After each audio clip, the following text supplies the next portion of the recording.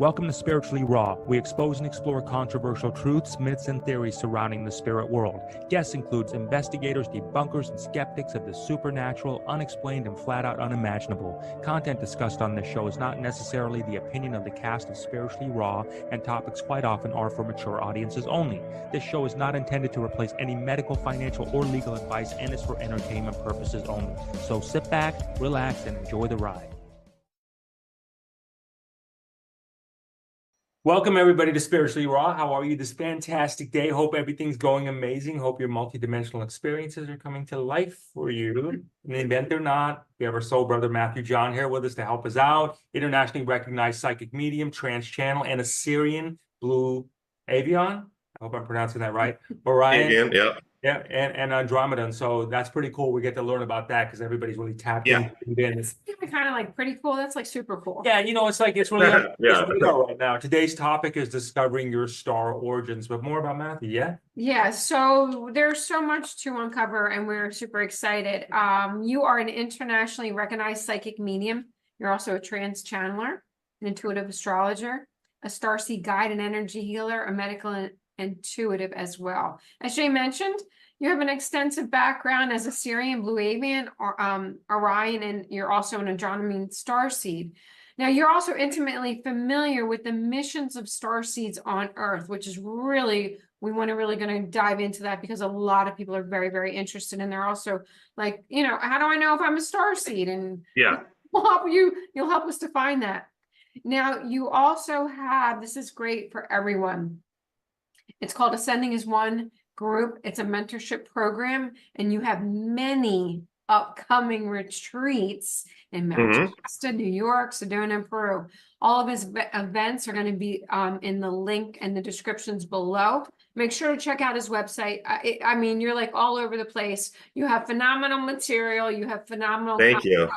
And for people to purchase and look at as well. So Awesome, take awesome. advantage of it. Yeah, welcome, brother. Let's get to know you here together and everything like this. So let's talk about, if we can, your connection to the Sirian. Like, how did all of this happen? How did that all happen to you? How long's it been? Oh man, well, thank you guys for having me. I've been really excited about this episode. I love what you guys are doing. All the people from the New Age community that you're bringing together on your platforms. I just love what you guys are doing. So thank you so much for having me on today. Yeah.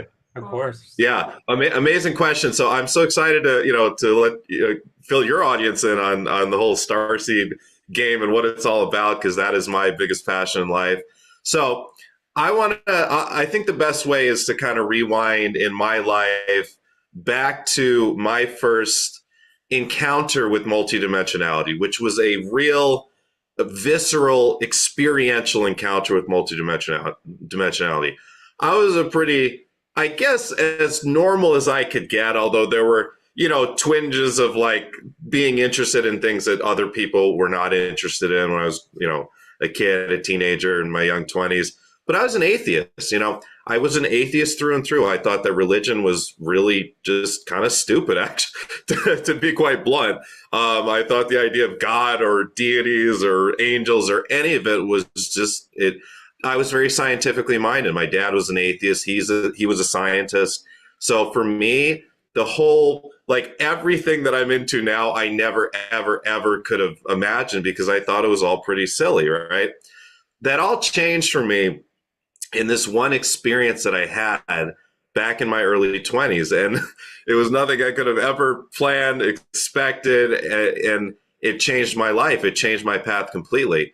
It was actually an experience with mushrooms, with psilocybin mushrooms. Back then, I was going to school. Psilocybin mushrooms for me was a fun thing to do on a Friday night, right? And this was a Friday night. I'll never forget. I was in Buffalo, New York. Friday night, I was just walking around from bar to bar as I would on a Friday night, and I had ingested some mushrooms, earlier that night. And something was very different about this night because when I was in these bars, I just started feeling like something's really off here. I can't be here anymore. And I just, at one point, just left and just started wandering the streets. And before I knew it, I really started feeling like I was getting taken over by something I hadn't felt before. And it was the first time in my life I ever... Was it a nervous feeling, or were you kind of like, I'm gonna No, go. not at all. It was the first time I ever experienced like a true surrender feeling. And it was very, very peaceful. And that's a great question. Thank you. And I really started feeling like I was kind of being led, like there was a string like coming from my heart. And I was just being kind of led through the streets. And I just started following it. And before I knew it, I was led to this really strange clearing in a place that I had never been before. This was like in Buffalo, like near South Campus. The oddest and the least like spiritual awakening place you could ever imagine, right? Yeah. But I was led to this little clearing, this circle by some train tracks. I'll never forget it. And I love telling the story because every time it takes me back there as I'm telling the story. And there were some tarps there where it looked like homeless people had been staying. There were beer cans around. Again, the least spiritual awakening spot you could ever imagine, right? I felt myself just pushed to the ground. I could not stop it. I was pushed to the ground and I lay on the ground and I could not move. I was in like a stasis. I felt these waves of orgasmic energy from toe to head, head to toe. I described, when I told my mom about it the next time, like, this was like 10,000 times the intensity of any physical orgasm. I called it a cosmic orgasm when I was describing it the day after. And I couldn't move. I was just overcome with this pleasurable feeling that was so intense that it was nothing a human experience, I'd ever had before. And then as I looked up, and there were trees all around the circular clearing, and on every corner of every leaf, there was a golden ornament. And inside this golden ornament, there was a being, like a light being, and they were all waving to me like this at once. They were all smiling and waving. And I was hearing like, "Hi, Mathew, hi, Mathew, hi, Mathew." And in that very moment, that was my first experience of multidimensionality, because I knew in that moment that each and every one of these beings and these golden ornaments that was waving at me was me. They were different versions, different aspects of me. And in that moment, I got the feeling that many of these were actually not from Earth, that many of these were actually from other places, whether in this galaxy or other galaxies, other places in the universe. After that, my life completely changed. I had no interest whatsoever after that experience of like ever having a 9-to-5 job in the real world, in the matrix, so to speak. I just went on the seeking mission. All I wanted to do was travel throughout the world, to Petra and Jordan, to Australia, to Israel, to all these different places, to just see what I could find, to Mexico, right? And just to figure out what that experience was about. And that's what really began my, I guess, teachership, you might call it, in this arena, Starseeds. That is amazing. I have about a gazillion questions. let's pick that apart. Yeah. Let's pick that all apart little by little. So first of all, so let me ask you this: you're taking the psilocybin, the mushrooms, because we've heard that from other people too. That gives them this really, really amazing spiritual awakening. Yeah. At it. Do you think these leaves, if you would, are always there around us? And do you think it took that mushroom to be able to say, open you up to see that? Or do you think it was just you activated something and then it came to you? Like, what do you think through that experience? Oh, what a great question.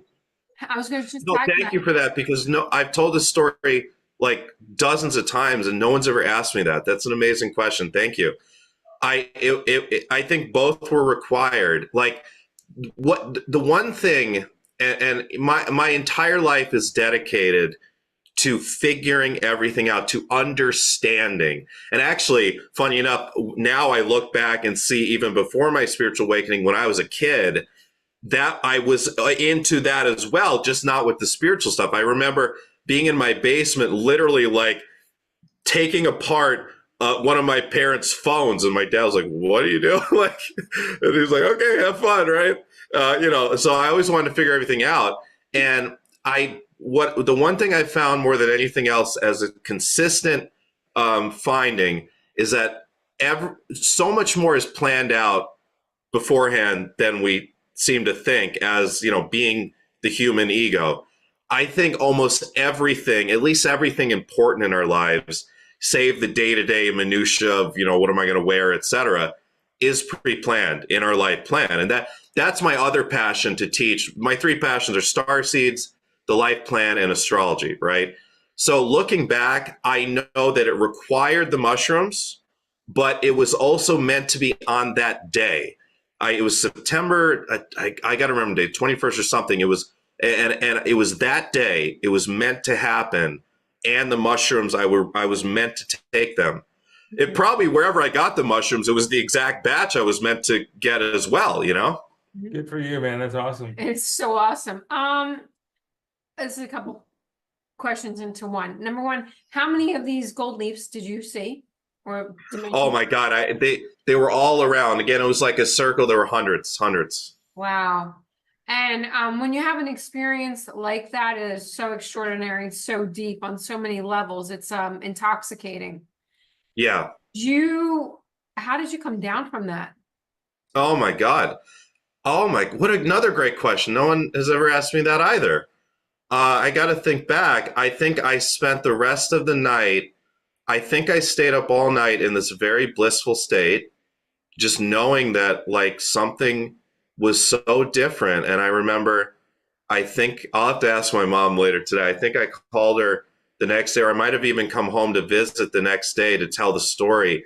And I just remember spending, I think, the next week in this very peaceful, happy, almost blissful state.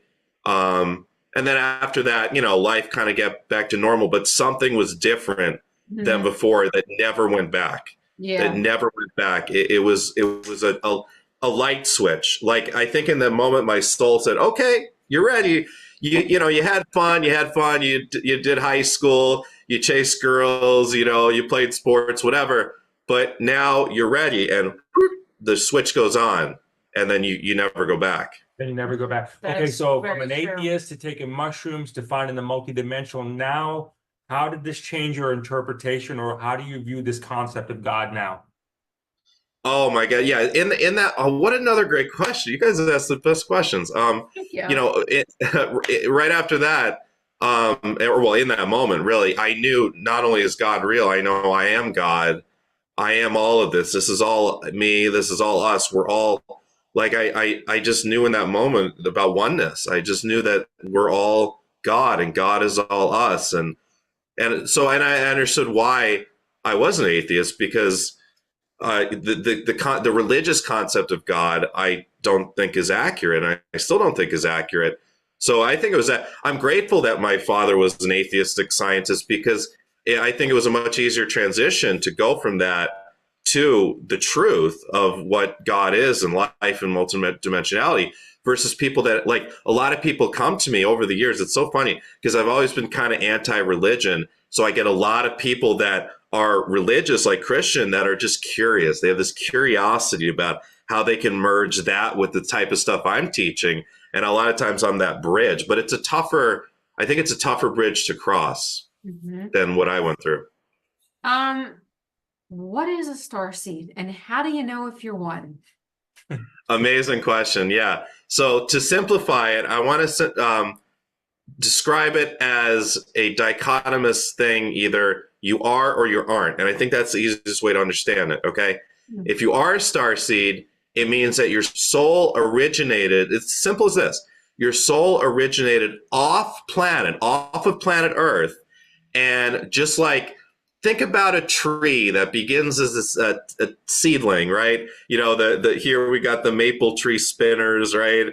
During springtime, when the nature's very concupiscent, right? And then it comes up eventually into a little sprout, and years pass by, and it's a massive tree, right? And you did that as a soul. You grew up and ascended through the dimensions as a soul somewhere else off planet. Okay. And then at some point you said, all right, I am this extremely high dimensional, high vibrational, very refined soul. I'm a part of a collective, because as we ascend through vibrations and densities, we are naturally collectivizing. That's one of the markers of ascension, is collectivization, which is exactly why here in the third dimension, as we're intending to ascend to the fifth dimension or the fourth density, which is the same thing, we are wanting to collectivize first into couples like you guys, right? And then communities, and then, bringing us together as cultures and nations. That's how the planetary ascension happens. It happens from 1 to 2 to groups to bigger groups, right? So anyways, at some point, you're this high dimensional being, you're plugged into a very high dimensional collective. You say, okay, this is fun, but wouldn't it be great for my evolution? Wouldn't it be great for my collective's evolution? And wouldn't it be great to just experience it and to be of service as well? Because if I'm coming from a higher dimension, that means I've already been through what it's like to be in the third dimension. So wouldn't it be fun, interesting, of service to go to a lower dimension, to a lower density, and be there and experience it? So, you can imagine me, like being from Sirius. I've had visions both for myself, and I've done these Starseed discovery sessions, which no one else out there does what I do with these. They're really, really unique. I've done almost 1,000 of them over the past decade, where I guide people through the astral realms to their home planet or their home star or their home galaxy or multiple home planets or stars, right? And they actually get to experience it, a 5-sense experience, what it's like to be on their home planet. And so, for example, myself and a lot of those that have come from Sirius, we've seen these visions of essentially these amphitheaters, and there's teachers on stage, and they're teaching prospective starseeds. We're like students, like, okay, this is what you're going to face in the lower densities. You're going to forget everything, right? You're going to forget everything until a certain point, when my friend Todd Devine calls it the barrier membrane. And I love that term, where essentially the division that keeps you artificially in a lower dimension starts to wane, and the crown chakra energy can come completely through, and you start to actually remember, like we are, right? And a lot of people watching this start to remember our multidimensionality. We start to remember what life was like on other planets and past lives here. We start to remember skills and teachings and wisdoms that we had from other planets, right? But until then, we go through this reincarnation process of hundreds or thousands of lifetimes, and a lot of them are very dense. Like, just because you're a starseed, it doesn't mean you didn't have really nasty past lives on Earth, because the reality is you probably did. Because as a starseed, one of your intentions is to fully experience the reincarnation cycle on Earth and the karmic cycle on Earth, which includes both light and dark. So a starseed, you're coming on a study abroad. I think that's the easiest way to describe it. How do you take a look at, like, okay, so multidimensional? Like an overseas student. Do you look at it as Really? Yeah. look at it as linear, like multidimensional linear, like 3, 5, 7, 9, 10, whatever that may be, or do you look at it all is and it all coexists and it's just different, or is it a step in elevation up? Like, how do you? Both. Yeah, it's both. It's both, which is amazing. And so the answer to so many questions that, again, that's another kind of finding that I've found consistently over my research over the years, is that a lot of times the answer is both. For example, what you just mentioned, yes, which I'll go into, but time, right? There's so many perspectives on time. There's the experiential perspective from within us, which is different. My perspective of how fast or slow time is passing now is different than your guys' perspective. And it's different than the perspectives of the viewers. And then yet we can also have a clock, right? You could have a timer showing us, the collective interpretation of time as we do on Earth, right? But then you go to other, Einstein knew that time and space are intertwined. Time is dependent upon space. The experience of time is different based on the, how quickly a planet rotates around its star. There are supposedly places, different galaxies, where the planets are stationary, and there is no experience of linear time. So, and so that's just an example of, like, okay, from one perspective, right, time is passing. From another perspective, it's all now. From one perspective, I lived a lifetime before this, right? Well, for example, one of my lifetimes before this, I was like a gangster in New Jersey, right? Okay. So that was in the past, right? In our linear time, but it's also the now. And that's how our past lives and our past life karma is always interacting with our present life. And that's why when we're healing ourselves in the present, we're healing the past lives. And when we're healing the past lives, we're healing the present.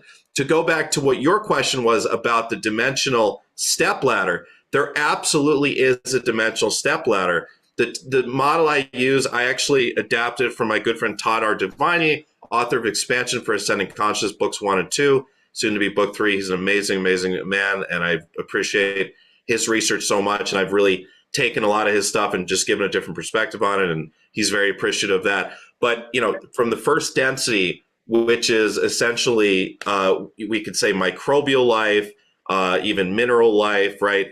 To the second density, plants and animals, to the third density, humans, to the fourth density, which is where we're going on this planet, to be a collective of ascended humans, to the fifth density, which you're now holographic and in a collective, to the sixth density, which you are now a part of a true planetary collective, where at any moment you could either take the perspective of an individual holographic being, but with its own individuated consciousness, or the perspective of the entire collective itself. How amazing is that? And that's what is required. You require the sixth density or higher to be able to what's called fractalize. This is the quantum physics of how you actually become a starseed. Is you actually, like here on Earth, you know, women are so amazing that you're able to give birth, right? Through, you know, the physical vessel, give birth to a new physical being. Well, think of it as a soul birth, where it's the mother soul, so to speak, and it's popping out this fractal out of it. And then with focus intention, drawing upon all of the energy that you have as being part of an ascended collective, then you, with focus intention, specifically place that new fractal wherever you want to, whether it's a planet or a star system or even in a different galaxy or whatever. And now you're living these simultaneous experiences. That's That's very cool. That's very cool. That's amazing. But at the same time, it is also all at once, to answer your to kind of in a roundabout way answer your question. No, I really, your perspective on this, I'm digging it on how you look at it. Okay, so let me ask you this. Okay, so you're from Sirius and you come down here because you're here to just kind of help people out. Is it your job to quote unquote save the world, or is it you to be a voice or a beacon for those who are looking for you specifically? Like, how do you reconcile that? Amazing question. I'm definitely not here to save the world. I'm here to do what I can to teach and to help out, as are all of us. There is no one savior. That's I look at Christianity and how they, look at Jesus, and I look at that as an illusion. There is no one savior. There is no one savior coming. There is no one specific group of ETs to save the human race or Earth. It's, again, collectivization. As you go up, you bump up in the dimensional frequencies. It's a process of collectivization. Okay, so it requires all of us, or a very large percentage of it, which is why we can look at the outside world right now and we can see how messed up things are. There's really awful wars going on right now that are likely to get worse this year, unfortunately, right? There's a lot of messed up things. There's a lot of really sick people in the world because of the last 4 years, right? And we can see that we're not really on an ascended planet, if we're honest with each other, right? Mm-hmm. That's because, so when you go to, you guys are in Miami, when you go to the beach, right? On a windy day, where the waves, you have white caps, right? The white of the white caps, that's us. That's the starseeds that are already here, that have already woken up, like me, like you guys, like a lot of people watching, right? We are the early awakeners. And even though it's 2024 and we're very far along in this process, we're still the early awakeners, which is why the mirror of the way the planet is not reflecting the way we are. But fast forward 20, 30, 40, 50, 60, 80 years, there's a lot of different interpretations of how long this will take, but probably not more than a century, right? Now it does reflect, the world itself does reflect the level of consciousness of the majority of humans. That's where we're headed. Which was really my next question. How, from their perspective, your guys' perspective, how long that they thought it would take to get to this higher density. So you pretty much answered that. The question also is everyone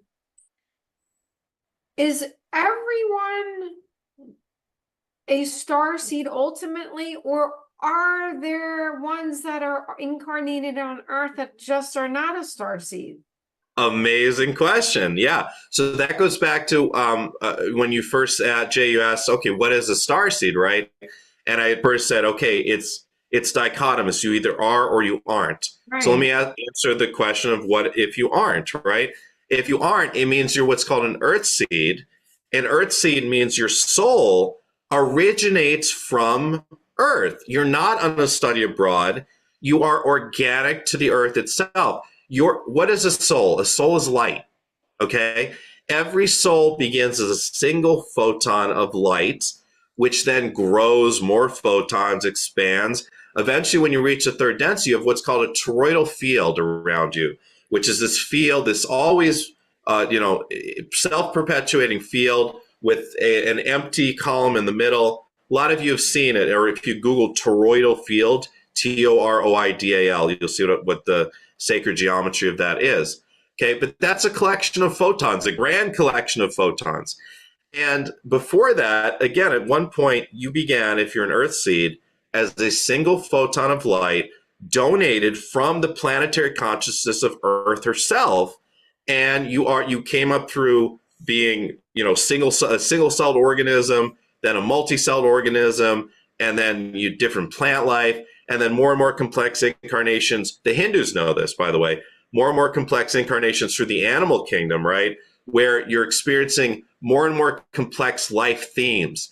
Think about the differences in the complexities of the emotional experience and the decision making of a mosquito, which, I know you have a lot down there where you guys are at, right? Sure. Versus, and up here we'll have in the summer, right? Versus a dog, versus an elephant, versus a giraffe, right? So as you ascend through, it's not just first density, second. There's different octaves within each density, and eventually then you become a human, right? So that's the difference. As a starseed, we did that, but on some planet somewhere else, whether it's in this galaxy or the Andromeda galaxy or another. Scientists know there's billions of galaxies, but probably more. And that's just even in this universe. And there's a whole other, that's a whole other topic of other universes, right? Right. Would it be then, Matthew, if you're a starseed and then an earth seed, if you would, if I said that right, are you just coexisting, but you're different, yet you're just serving your own purpose? In it that, do you look at one again as, well, the earth seed is not as evolved yet, or is it just different? Is it just we come from a different place and we all met? We just seem to be the place we're at. It's the latter. It's just different. There's no better. There's no worse. But as far as like how far along beings are in their evolutionary process, the starseeds are leading the way. So the starseeds are the ones, as I said, the wave of ascension. We are the very tip, the whitecaps. Interestingly enough, almost all of the children that are being born nowadays are starseeds. There's galactic federations. There's many different star, friends, the Pleiadians, the Sirians, the Arcturians, and many more that are intimately involved with Earth. They're looking at Earth from the future, right? The Sirians have told me many times that they're looking at what's going on here from a future perspective. And that's another interesting point, that a lot of us starseeds actually come from the future. I'm one of them. My Sirian home is in the future if we're looking from our timeline here. So the star friends and the galactic federations, et cetera, they're always monitoring our progress and the timelines that we're taking here on Earth. And when more starseeds are required, more starseeds are coming in and evolving faster. So that's why almost all the babies born nowadays are starseeds. That being said, I've found more and more Earth seeds over the past 4 years that are finding me, for example, and which didn't happen before that in my career because I'm like the starseed guy. But more and more Earth seeds are finding me because they're starting to evolve faster and faster as well. And it requires both if we want to have a successful planetary ascension. For sure. What do your guides see as, how are we doing? And where do they see Earth going? Yeah, so when I've talked to the Sirians, when I've channeled the Sirians lately, they still basically warn us and make sure we're aware that we're still at a very important crossroads here. Mm-hmm. And it's not truly decided, it's not truly guaranteed that we are going to complete this ascension. We're not out of the woods yet.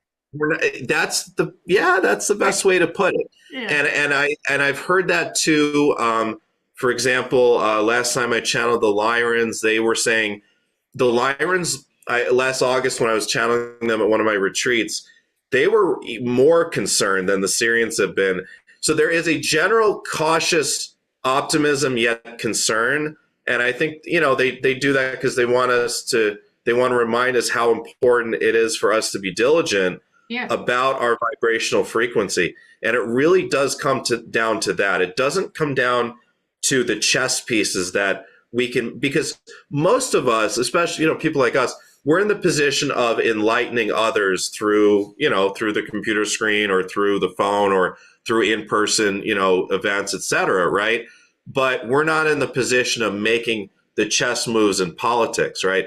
But interestingly enough, how, part of this process of the planet itself going through this ascension is that more and more politicians are starseed. I mean, the old guard is not, right?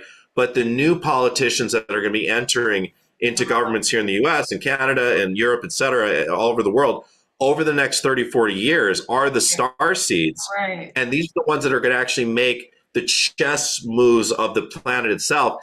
But it all comes down to our vibrational frequency. And if you think about adding together as an amalgamation, the average frequency of every person on the planet, and then you see what's going on in the world, again, as I said, we're not there yet. So that's what they continue to remind us with the Sirians, the Pleiadians, the Lyrans, everyone that talks to me. They continue to remind us about our vibrational frequency and keeping it as high as we can, which I know you guys actually teach a lot about, which I appreciate. Thank you. I'm totally in alignment with what you're saying too, that we're not out of the woods yet. Because I mean, that's realistic from my point of view. But not a lot of people in the spiritual genre seem to align with that, because you see a lot of people saying, we're already in this fifth dimension or fifth density or fourth density, and we're out of the woods, and it's only up and away, and all of those other naysayers or politicians, everyone's been dead and taken off world, planet, and so forth and so on. Why is there such a disconnect in this message? Oh, I can answer that question easily. And this is one of my favorite topics, actually. It's fantasy. It's wishful thinking. It's wishful desires. So, I don't know how long you guys have been kind of in the New Age circles. I've been paying this stuff, attention to stuff since my spiritual awakening. But I've always gone back and read the books from the 80s and the 90s. And there were so many channeled books from the 90s and the late 80s that had very similar messages. Yeah. That between 1998 and 2001, there was going to be this great pole shift, this great cataclysms. Most of the people on the planet would go to a different planet, right? The ones that weren't awakened, and the new Earth would begin. Well, what happened in 1999? There was all this, Hazarai about, Y2K, but nothing happened, right? It was much ado about nothing. Then all the channel material was pointing to what year? 2012. Was it 2012? 2012. Mm-hmm. The end of the Mayan calendar, right? Supposedly the age of Aquarius. Again, mass cataclysms, pole shifts. Everyone that wasn't vibrationally ready was going to get taken off the planet. I was in Mexico, actually, in 2012. I was at, where the action was in Palenque, right? And I brought back a cat. I still have her. Her name is Palenque, right? She's my black cat, witch cat from Mexico, right? But nothing happened. Nothing big happened, right? Okay, then 2020, when the Christmas star, star of Bethlehem, right? Well, that created COVID. Astrologers knew something was going to happen. Okay, myself as an astrologer and all my colleagues, we were pretty worried that something was going to happen on a world scale, but we were absolutely not thinking, oh, all of this spiritual, evolution and ascension is going to happen like that. So it's wishful thinking, it's fantasy, it's BS, it's maybe disinformation too. The CIA or whatever, they know what's going on in the New Age circles. And I think it's possible that it's disinformation as well. And or it could be both fantasy and disinformation, but look at the world as it is. And that's how it is, but that's okay because it's not meant to happen like that. This is meant to be a process that's going to take many decades. And a lot of people won't make it. A lot of people are of the older generation. They'll come back, or they'll help from the angelic realm because, they've done their work here. But the younger people like us and a lot of the younger people that are watching, we might be here for the whole ride. And also there's a lot of older people. I had a client yesterday who was in his late 70s and he's in immaculate health. And he's like, I've been told I'm going to live to 150. I'm like, you're right. I can see that. You're going to will live well to your hundreds, So it's just different, whatever your soul decides, essentially. I got you, Matthew. John, you're an amazing guest, man. We really enjoyed our time with you here, and I would like to before you love and leave us, people are going to go to your website. They're going to check out your events and everything. Can you let everybody know what experience they'll get when they go to see you, when they connect with you, what that's going to look like? Oh my God, thank you so much. Yeah, before pre-COVID, I was pretty much doing everything online. My career, YouTube and Instagram and the social media platforms, I'm very grateful, really got my message out to the world. And you can still work with me online. My Ascending as One program, we meet on Sundays. They're wonderful 3-hour calls. I'm an astrologer. We spend the first hour doing astrology work. We go over the day-to-day configurations of what's to come for the week. We go over the macro astrology. You're going to know exactly how to navigate and surf the waves of the energies because the planets tell us exactly what those waves are about. Then we do a topic for the day. You could be healing your throat chakra, it could be connecting with Lemuria. Go to the link at my website, the Course Events Retreats page.